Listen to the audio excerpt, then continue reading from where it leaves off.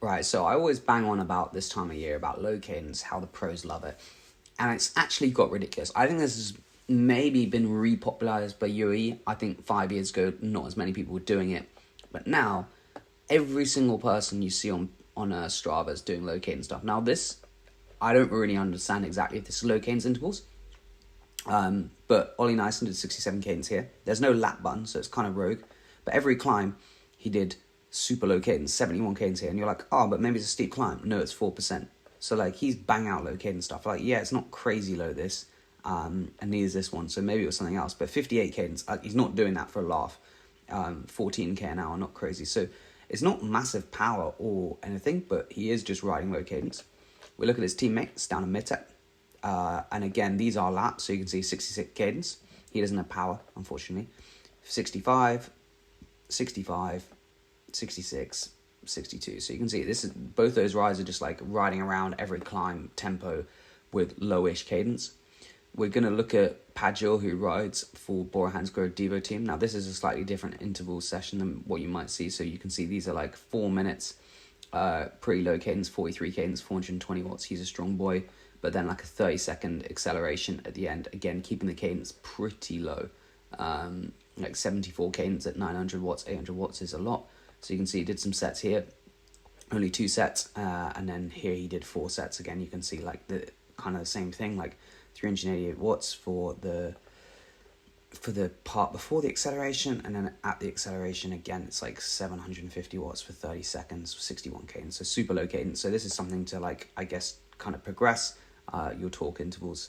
Again, that's like crazy torque. The 400 at like 40 cadence. McNulty, standard UAE. This is last week. Obviously, I made a video about that. This was 5x10, I think it was. You can see again like 49 cadence, 380 watts. So a bit more serious stuff.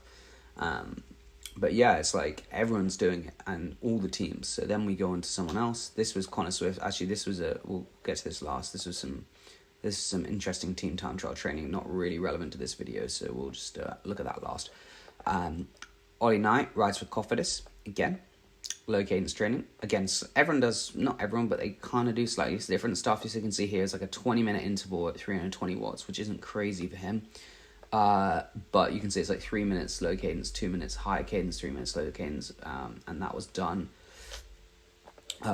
twice.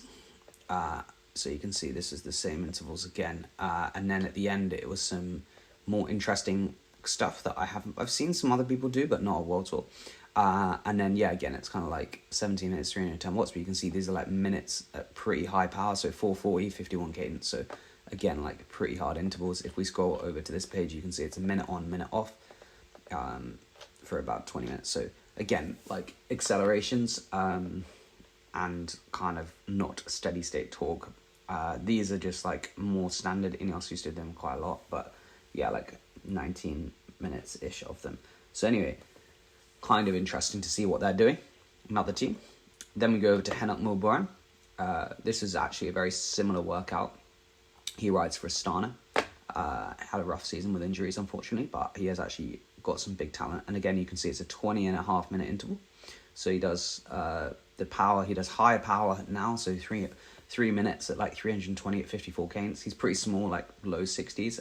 And then you can see like it's 83 cadence. Well, Ollie Knight's, you could see, was actually like kind of a bit higher. Maybe not actually, maybe similar. I think some of these were a bit, maybe the same, 85-ish. So a pretty similar workout, almost identical really. 3 minutes on, 2 minutes off. So the 3 minutes again, 56 cadence, nothing too low. So you can see different teams, I think, are working at different cadences. This is maybe more old school low cadence stuff where it's not crazy low, like it's not doing UAE like 40 stuff, or kind of John Wakefield's with Romac Padgett as well. That was close to 40, so interesting to see. But again, kind of variations of on these longer efforts of not trying to do them straight, which I think does make sense. Then we got Paul Double.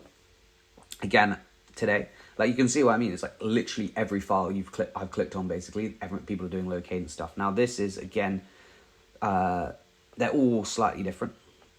So we can see here, like, I think the workout probably begins here where the heart rate starts to go up. So 10 minutes, 312 watts. So you can see there's some decent, like 55 cadence for 4 minutes.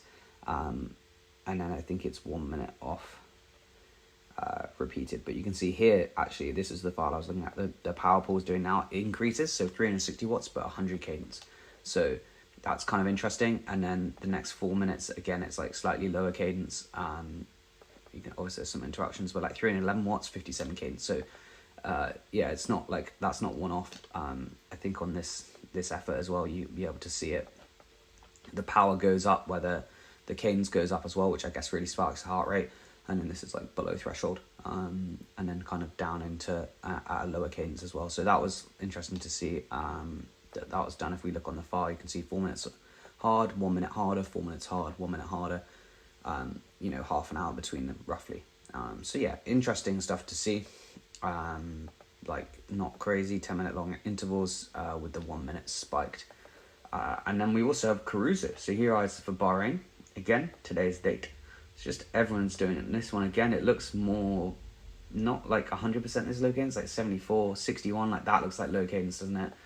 And then this one is like 64 cadence as well. And again, it's like the speed is quick. It's 23k an hour. So you can see like maybe this part here was 50 cadence. And then this part here was like obviously slightly higher cadence, maybe an acceleration as well. And like here, I'm not sure, maybe this is more free cadence, but you can see the power is obviously higher here. We're doing 1500 VAM. So maybe this is not actually necessarily a low cadence interval. You're just going hard up a climb because it's 12%, and then the subsequent ones are more low cadence. Again, you can see there's some variation here. Like this part here is slightly higher cadence, so for like 4 minutes. So maybe there are some alterations between it. Again, that is a pretty steep climb as well. So it's maybe that's just why. But you can definitely see this one is for sure low cadence stuff because it's on 5%. He's doing 50 cadence. So again, it's interesting to see like. I guess the conclusion is from this video, for the talk stuff, we'll get into the Connor Swift stuff in a minute, that you probably should be doing low sit cadence stuff. If every single team from all that the people are doing it, probably makes sense to do it, would be my conclusion. Obviously, there's like fads. I'd say maybe 5 years ago it wasn't as popular. Now it's really popular. But I think in the preparation phase or preparatory phase, it probably makes sense to do some. Anyway. This is just slightly something extra, which you may have seen on Ineos's Instagram, which was about them going to the track. Now, I believe this is a go-kart track. You can see it's pretty, like, technical. Or maybe it's a motorcycling race track. Circuit de Motos would mean that there. So you can see, like, they're not going crazy fast, 42k an hour.